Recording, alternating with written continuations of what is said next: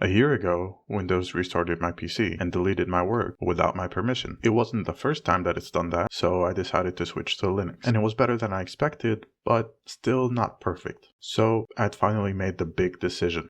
I jumped ship, but now I needed a new boat. A boat that fit my needs. And Linux had a lot of options. Linux has hundreds of versions called distros. I needed to find the right one for me. How do I even find the right one? Well, I heard that Arch Linux was the ultimate Linux distro, so I decided to try it first. And boy was that an experience. The install went surprisingly smoothly, which is all thanks to the Arch install tool. I chose the most minimal options because I wanted the purest Linux experience. And according to what I saw at the time, that meant using Hyprland, which is basically a program that controls your desktop and your Windows. But I quickly realized that Hyprland was too bare bones for my taste, and just too much work for me. And by quickly I mean like after a whole week of tinkering with it and trying to perfect my setup. But no, I needed something pre-configured, a more complete package. Even if I have to make a compromise or two, I don't want to spend my time making my system function. I want it to just work.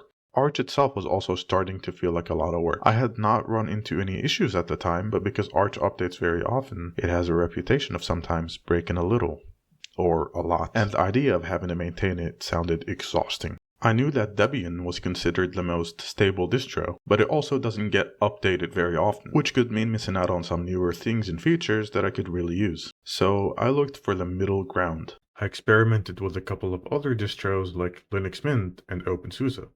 And then eventually, I found a distro that worked for me. I found Fedora. Fedora is probably the most unfortunately named piece of software ever, but it's actually really cool. It's fairly up to date without being unstable. It also has very little bloat, and for me, it fit really perfectly. It also comes with the GNOME desktop by default, and although it isn't perfect, GNOME worked quite well for me.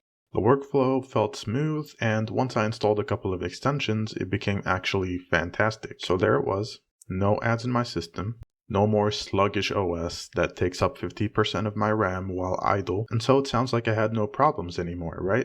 Well, almost. I've been running the setup for a long time now, and the only real issue that I've faced isn't really a Fedora problem, it's a Linux one. You see, some programs just don't support Linux very well. Lots of creative professionals, for example, need Adobe products, which don't work on Linux. And if you're a gamer, lots of games run nicely on Linux now. Valve has made a great impact there. But it's not perfect, so you gotta check the games that you need to make sure that they work. For me, at some point I wanted to try Affinity, a promising photo editing software and a good alternative to something like Photoshop, but it doesn't support Linux. And also recently, I've wanted to try out League of Legends. It seemed fun, I wanted to try playing it, but again, not supported. Although I feel like in the case of League, maybe that's a good thing. But is all of this enough for me to switch back? Well, no, not yet. But it has happened twice. And maybe in the future, I'll need something else that gives me a good enough reason to actually switch back. But for the foreseeable future, Linux is just so much better than Windows. I can't get myself to go back. With Linux,